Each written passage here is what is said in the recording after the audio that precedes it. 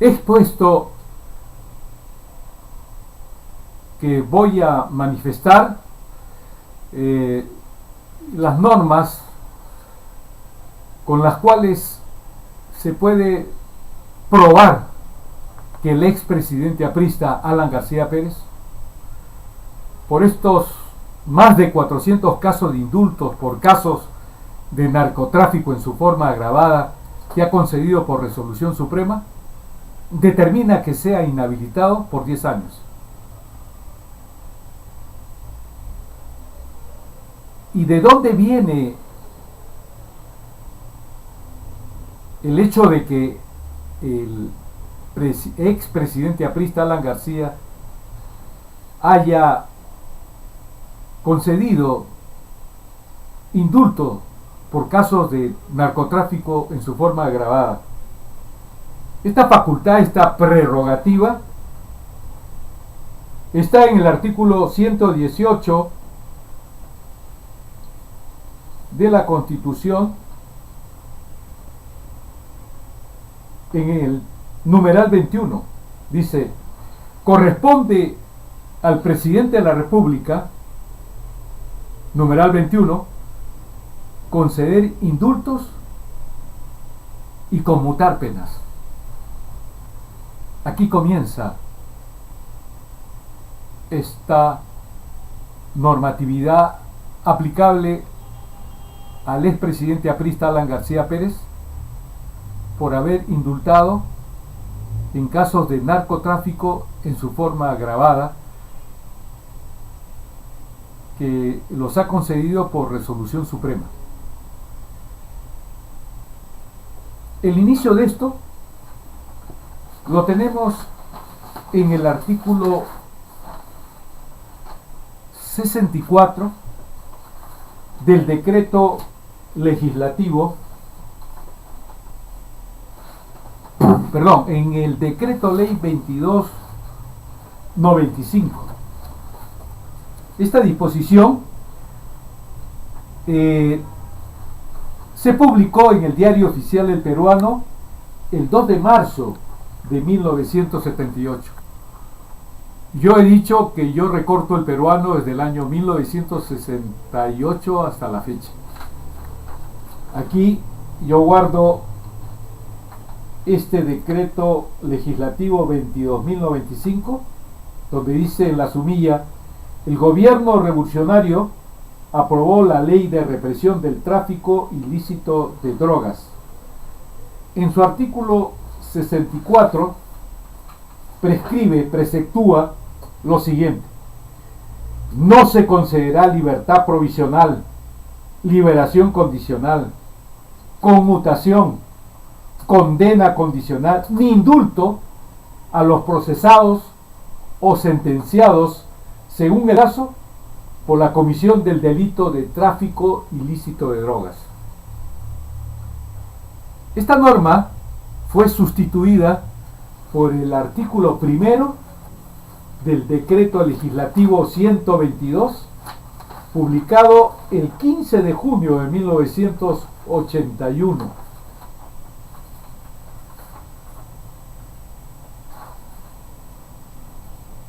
Acá el artículo 64 dice: no se concederá libertad provisional, condena condicional, conmutación o indulto a los procesados o sentenciados según el caso por la comisión del delito de tráfico ilícito de drogas. Este dispositivo también fue modificado por el artículo único de la ley 23.689. Dice artículo único: modifícase el artículo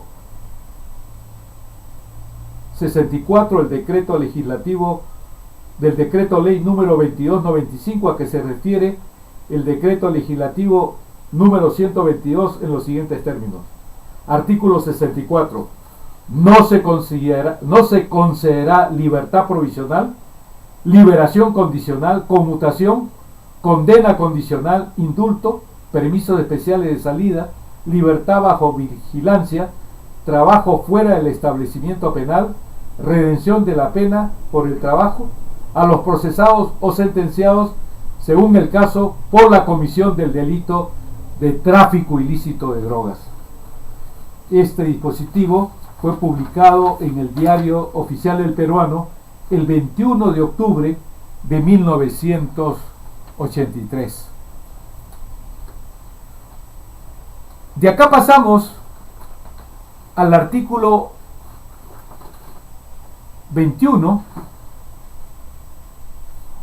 19 del Decreto Legislativo 824, Ley de Lucha contra el Narcotráfico,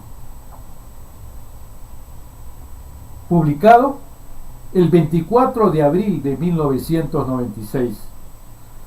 Para que haya una secuencia de lo que ustedes puedan verificar, el tenor del artículo 19 dice en el título tercero: beneficios procesales y penitenciarios excepcionales. Artículo 19. El que hubiera participado o se encuentre incurso en la comisión del delito de tráfico ilícito de drogas previsto y penado en la sección segunda, capítulo tercero, título 12 del libro segundo del Código Penal, sus modificaciones y adiciones, podrá acogerse a los beneficios que en forma excepcional establece el presente decreto legislativo. A. Exención de pena. El agente que se encuentre o no sometido a investigación policial o a proceso judicial por tráfico ilícito de drogas podrá quedar exento de pena en los siguientes casos. 1. Cuando proporcione información oportuna y veraz que permita identificar y detener a dirigentes o jefes de organizaciones dedicadas al tráfico ilícito de drogas en el ámbito nacional o internacional, o a las actividades de tráfico ilegal de armas o lavado de dinero vinculados con el narcotráfico. Segundo, que la información proporcionada permita el decomiso de drogas, insumos químicos fiscalizados, dinero, materias primas, infraestructuras y otros medios utilizados en la obtención de drogas ilícitas que establezcan fehacientemente el funcionamiento de una organización dedicada al tráfico ilícito de drogas. Dicha información también deberá permitir la identificación de los dirigentes o jefes y el desbaratamiento de la organización criminal. B. Remisión de la pena. El interno que se encuentra cumpliendo la condena impuesta mediante sentencia firme y ejecutoriada por el delito de tráfico ilícito de drogas previsto y penado en el artículo 296 del Código Penal, así como por los delitos de lavado de dinero y tráfico ilegal de armas, podrá acogerse al beneficio de la remisión de la pena por el resto de la condena que le falta cumplir cuando se den los presupuestos establecidos en los apartados 1 y 2 de la letra A precedente. C. Indulto. Los delincuentes primarios condenados por el delito de tráfico ilícito de drogas previsto en los artículos 298, 300, 301 y 302 del Código Penal, que hayan cumplido 1/3 de pena privativa de libertad, podrán acogerse al beneficio del indulto por una sola vez. Para los efectos de lo dispuesto en los incisos A y B del presente artículo, se considera dirigente, jefe o cabecilla de firmas, cárteles y organizaciones dedicadas al tráfico ilícito de drogas en el ámbito nacional e internacional, del lavado de dinero, del tráfico ilegal de armas, de la comercialización ilegal de insumos químicos fiscalizados que se encuentren registrados como tales por la Policía Nacional, Ministerio Público o en los organismos de inteligencia. Artículo 21.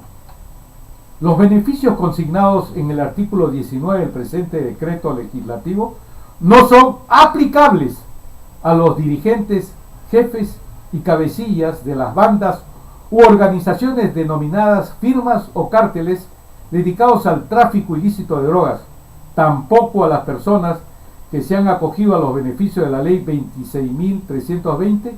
Igualmente, no serán extensivos a los funcionarios o servidores públicos encargados de la prevención, investigación, juzgamiento y ejecución de las penas por dichos delitos. A continuación, tenemos que considerar el artículo 297 del Código Penal, modificado por el artículo segundo del Decreto Legislativo 982, publicado en el Diario Oficial del Peruano el 22 de julio del 2007. En este dispositivo dice así lo siguiente: artículo 297 del Código Penal, formas agravadas. La pena privativa de libertad no menor de 15 ni mayor de 25 años, de 180 a 365 días, multa e inhabilitación conforme al artículo número 36, incisos 1, 2, 4, 5 y 8, cuando, primero, el agente comete el hecho abusando del ejercicio de la función pública. Segundo, 2, el agente tiene la profesión de educador o se desempeña como tal en cualquiera de los niveles de enseñanza. 3, el agente es médico, farmacéutico, químico, odontólogo o ejerce otra profesión sanitaria. Cuarto, el hecho es cometido en el interior o en inmediaciones de un establecimiento de enseñanza, centro asistencial, de salud, recinto deportivo, lugar de detención o reclusión. 5. El agente vende drogas a menores de edad o los utiliza para la venta o emplea a una persona inimputable. 6. El hecho es cometido por 3 o más personas o en calidad integrante de una organización dedicada al tráfico ilícito de drogas o que se dedique a la comercialización de insumos para su elaboración. 7. La droga a comercializarse o comercializada excede las siguientes cantidades: 20 kilogramos de pasta básica de cocaína, 10 kilogramos de clorhidrato de cocaína, 5 kilogramos de látex, de opio o 500 gramos de sus derivados y 100 kilogramos de marihuana o 2 kilogramos de sus derivados o 15 gramos de éxtasis conteniendo metilendioxifetamina MDA, metilendioximetanfetamina MDMA, metanfetamina o sustancias análogas. La pena será privativa de libertad no menor de 25 ni mayor de 35 años cuando el agente actúa como jefe, dirigente o cabecilla de una organización dedicada al tráfico ilícito de drogas o insumo para su elaboración. Igual pena se aplicará a la gente que se vale del tráfico ilícito de drogas para financiar actividades terroristas. También debo de señalar lo que he expresado referente a la Constitución. En mi libro Código Procesal Constitucional también transcribo la Constitución, cuyo artículo segundo, numeral 24, literal A de esta Carta Magna, ordena lo siguiente. Artículo 2. Toda persona tiene derecho, 24, a la libertad y a la seguridad personales. En consecuencia, A. Nadie está obligado a hacer lo que la ley no manda, ni impedido de hacer lo que ella no prohíbe. A mí, mis compañeros en la Universidad Nacional Mayor de San Marcos, de la cual fui alumno y también catedrático de Derecho Tributario y Aduanero en los años 1983-1987, me decían contrario sensu, o sea, aplicar el sentido inverso, antitético de la norma, y particularmente en la segunda parte, ni impedido de hacer lo que ella no prohíbe, o sea, la interpretación contrario sensu, sí se está impedido de hacer lo que ella prohíbe. Alan García Pérez estaba impedido de hacer indultos, conceder indultos a casos de tráfico ilícito de drogas o de narcotráfico en su forma agravada. Ustedes han escuchado el tenor de los artículos 19 y 21 del decreto legislativo 824. Han escuchado el tenor o texto del artículo 297 que establece los casos de estos delitos en sus formas agravadas. También debo hacer mención al tenor de los artículos 99 y 100 que le corresponde a este Congreso de la República, con un altísimo porcentaje de congresistas que han incurrido en actos ilícitos, por los cuales están siendo investigados. Lamentablemente hay casos de declaraciones juradas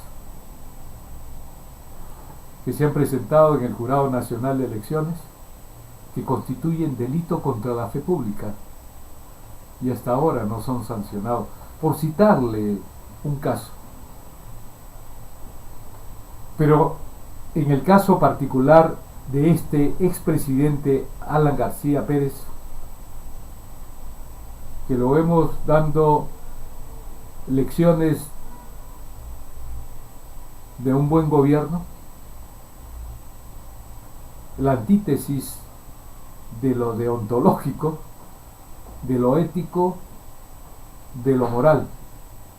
Habida cuenta que una fiscal, Nelly Calderón fue, creo, y un juez supremo, Hugo Sibino Hurtado,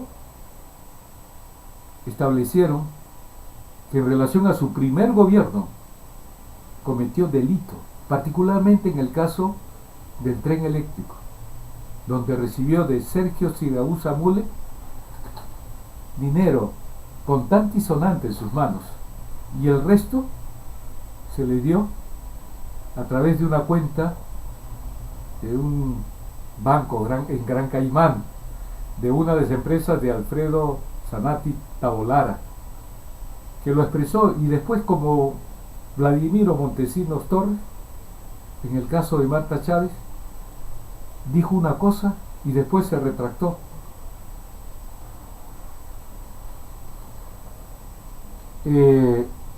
Entonces tenemos que el artículo 99, el tenor, el texto dice: corresponde a la Comisión Permanente acusar ante el Congreso al Presidente de la República, a los representantes a Congreso, lo que le está pasando a Michael Urtecho,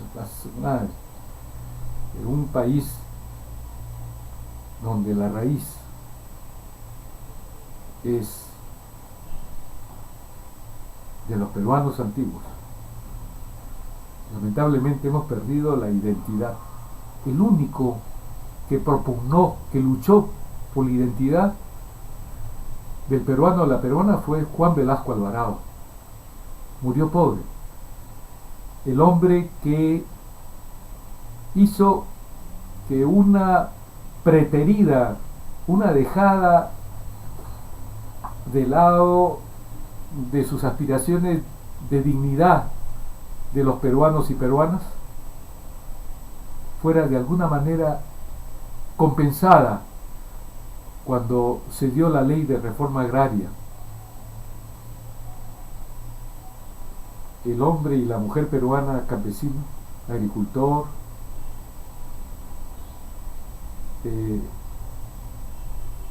se le dignificó a través de esta dación de tierras que se les quitó a los terratenientes, a los gamonales, y se les dio a sus yanaconas, a sus trabajadores. Han habido para mí múltiples casos.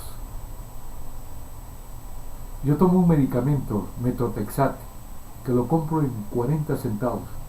Si lo comprase a un producto de marca, Merchardón, Farmindustria, etc., 4.50 me costaría. Hasta ahora sigue vigente ese gran beneficio a los trabajadores o a las clases necesitadas.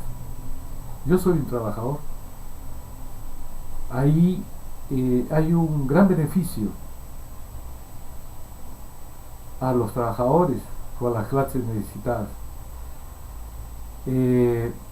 La Ley General de Educación, normas que promovían que el alumno o la alumna al terminar pudiera salir a trabajar dándole cursos en ese sentido.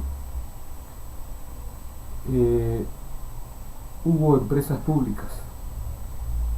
Yo laboré para una de ellas, la empresa de comercialización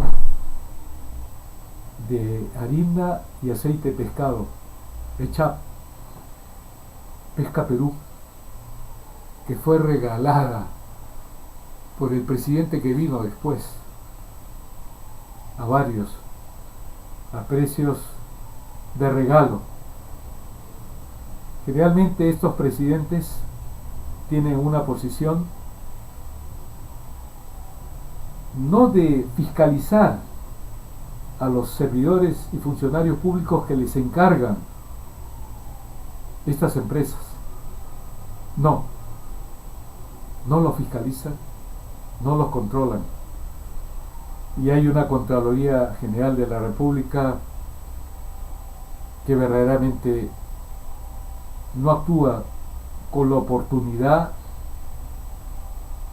y la sanción correspondiente. Esto es sumamente lamentable, que ya les he dicho, ha producido un país donde hay un déficit, una carencia de infraestructura básica,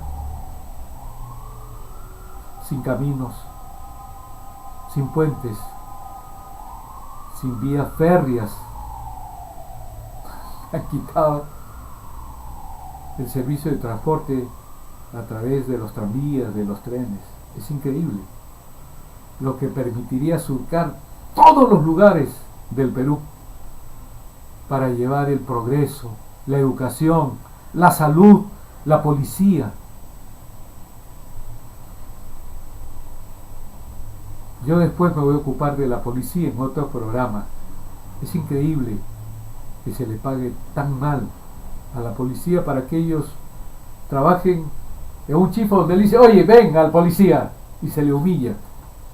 La culpa la tienen los presidentes de la República, que han permitido esta humillación de estas personas que deben de cuidar el orden, que son respetabilísimos. Por eso hay tanta delincuencia, porque se compra con 30 denarios a un policía que no gana bien.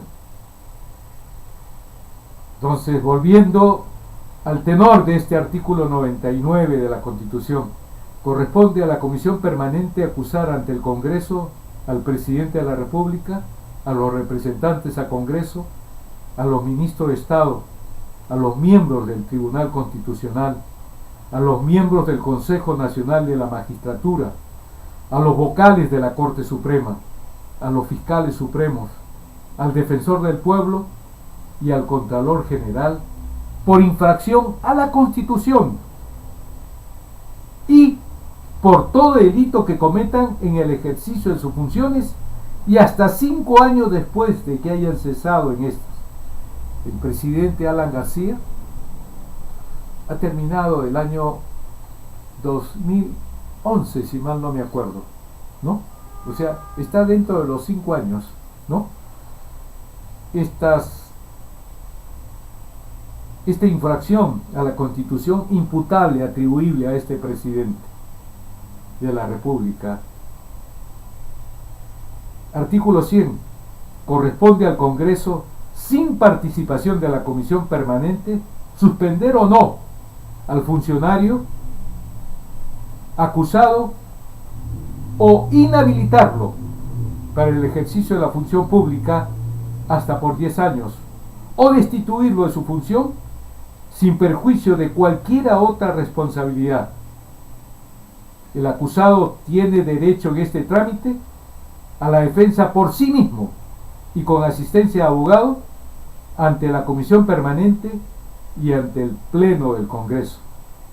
En caso de resolución acusatoria de contenido penal, el fiscal de la Nación, el actual José Antonio Tuco Peláez Barrales, que un Consejo Nacional de la Magistratura, pese a que había un audio que lo incriminaba porque violaba la ley orgánica del Ministerio Público, no lo destituyó. Voy a aprovechar la coyuntura. Yo he denunciado a la ex fiscal de la Nación, y si mal no me acuerdo también a este fiscal Tuco Peláez Barrales, que yo le digo, referente a este fiscal, yo concursé a vocal supremo y a fiscal supremo. El día que se produjo el examen, que fue en la avenida Tomás Marzano, en un local de la Universidad de San Martín de Porres, en donde cada uno de los que postulábamos teníamos un aula y un digitador o una digitadora, y se cerraba el aula. ¿Sabe usted lo que pasó? Señoras, señores y jóvenes en general, llevaban los concursantes, los postulantes, tremendas maletas llenas de libros de consulta. Yo le dije a Maximiliano Cárdenas y a Fernando de la Flor, que conformaban la comisión, le dije: este es un crimen. ¿Cómo es posible que se permita que los postulantes traigan libros? Yo tengo un código procesal constitucional de 769 páginas y no lo traigo porque solamente se permiten los códigos, los textos, pero no los libros de consulta. Esto es una burla en este examen. Es como que a un examen de historia del Perú los alumnos vayan con libros de Jorge Ponmuso, Telmo Salinas, no sé qué autores hay ahora, Jorge Basadre. Es criminal. Él, si mal no me acuerdo, aprobó, el fiscal supremo aprobó como tal en este examen que se dio en estas condiciones, propiciadas por el Consejo Nacional de la Magistratura, con los otros integrantes. ¿Ustedes conciben esto? Esta porquería de obtención de un cargo. Volviendo al punto,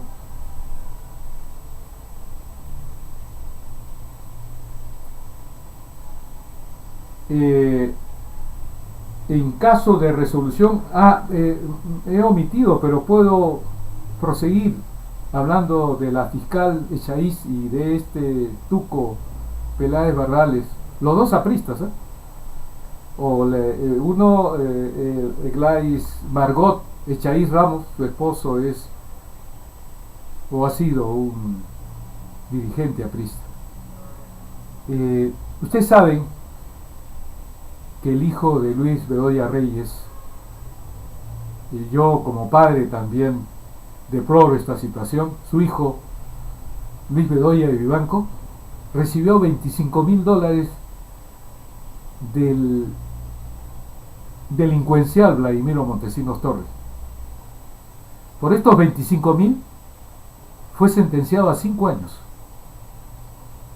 El hijo de él, que es abogado, interpuso una denuncia ante la Comisión Interamericana de Derechos Humanos, la misma que declaró inadmisible, si mal no me acuerdo, improcedente, su denuncia por considerar que las tres sentencias emitidas en el Perú estaban ajustadas a los hechos y al derecho aplicables.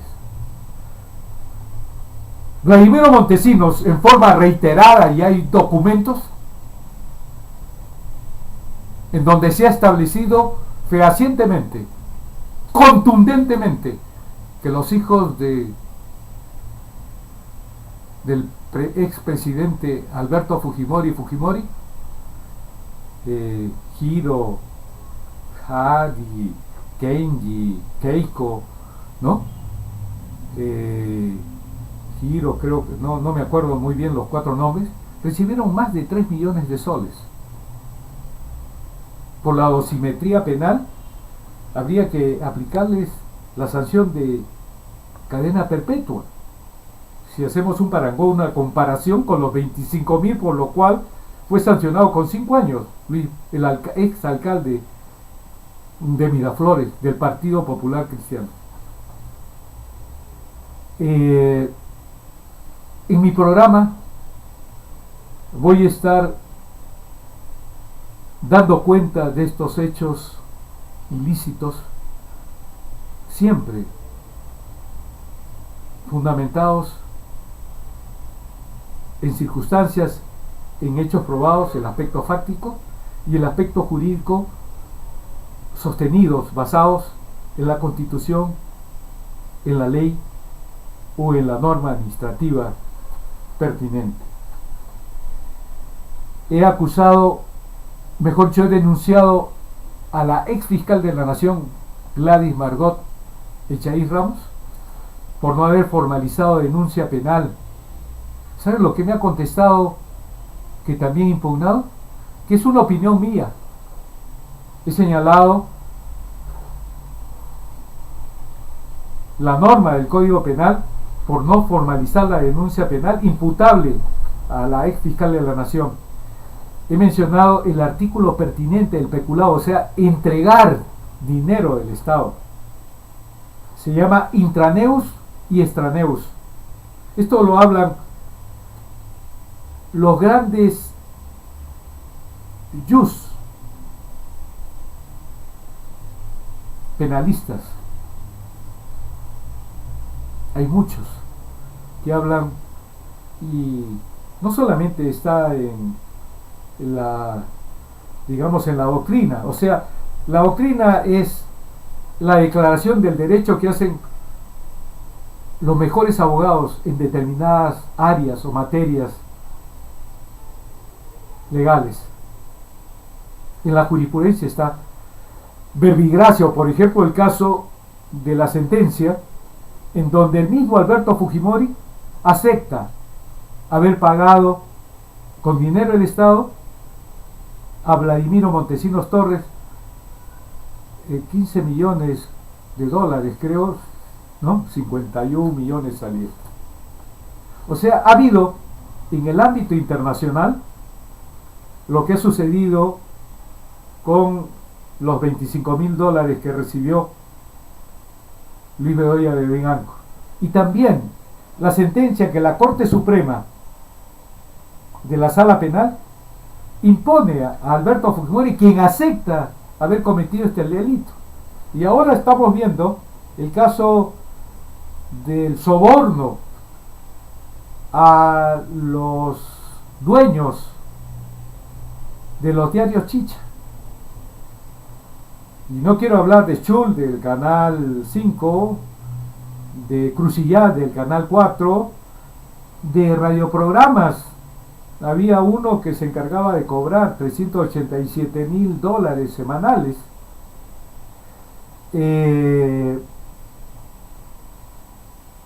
Una serie de medios de comunicación Por eso yo les digo, señoras, señores y jóvenes en general, escuchen las noticias, porque escuchar un comentario a alguien de un canal de televisión o de un diario en donde se paga por el aviso a favor de las mineras,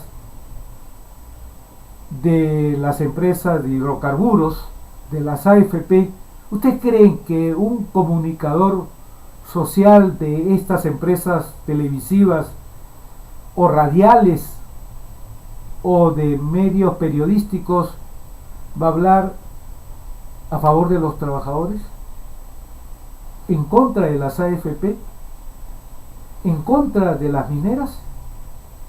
¿En contra de las empresas de petróleo? Ni hablar. De ninguna manera, porque lo despedirían.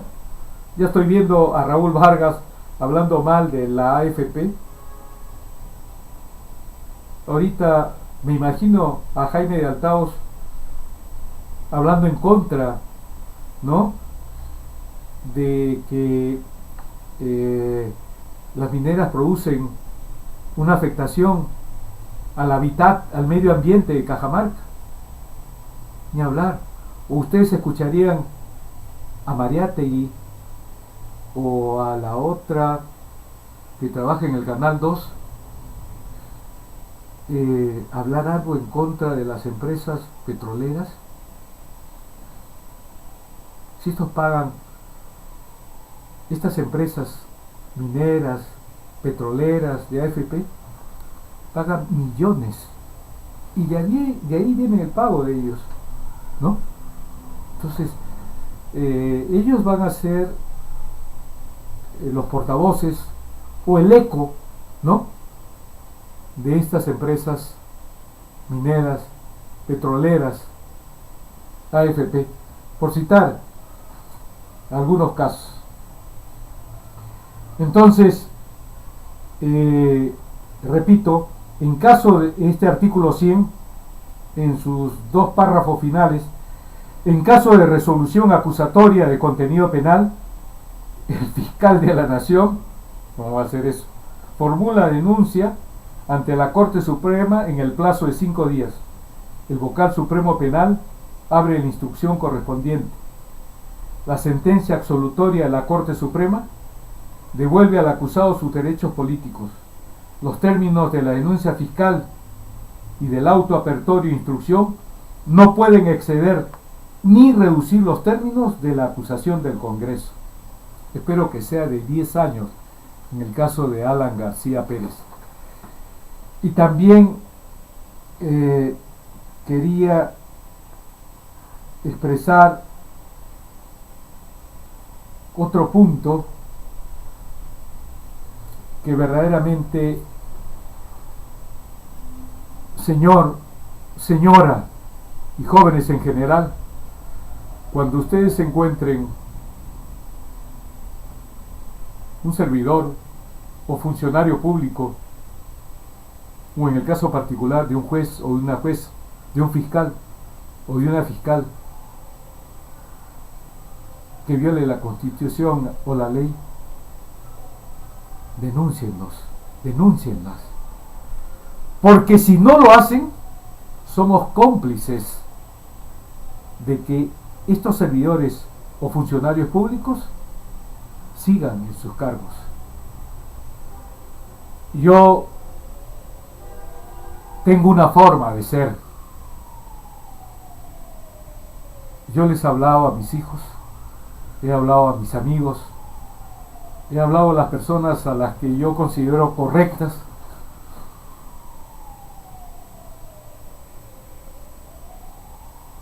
de que no podemos aceptar un familiar o un amigo o un compañero de una institución cuando ha violado la ley, la Constitución, o ha actuado mal. El hecho de no hablar nos vuelve cómplices. de ellos a los que no acusamos, no señalamos, porque esa persona que hizo mal en la familia hace mal en el colegio, en la universidad, en el centro de trabajo, sea privado o público.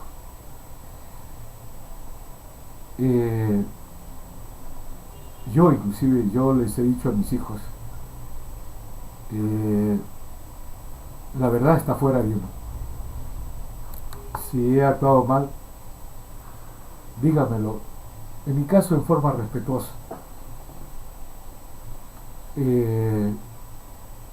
O de un amigo o una persona de una institución en la que he trabajado en la universidad o en los trabajos que he desempeñado un cargo. Díganmelo si es que he hecho algo mal. No tengo ningún problema. Trato todos los días de no cometer nada malo. Uno tiene que actuar bien los 365 días,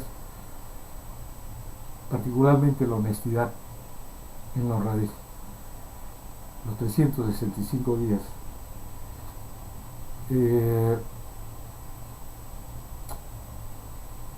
Después me voy a ir ocupando de los otros casos, de los otros políticos, como Luis Castañeda Locio, Pedro Pablo Kuczynski Godard y otros más.